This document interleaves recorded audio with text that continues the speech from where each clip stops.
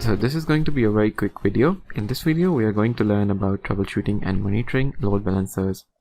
Some of the basic points for troubleshooting are, in case you're getting 400 error or 4xx errors, these are when clients send faulty or malformed requests to the load balancer, and these are client-induced errors.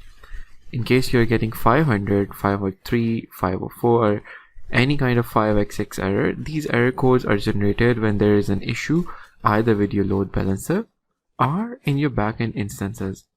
These errors are application-induced errors. HTTP 502 is a bad gateway error and HTTP 503 is a service unavailable.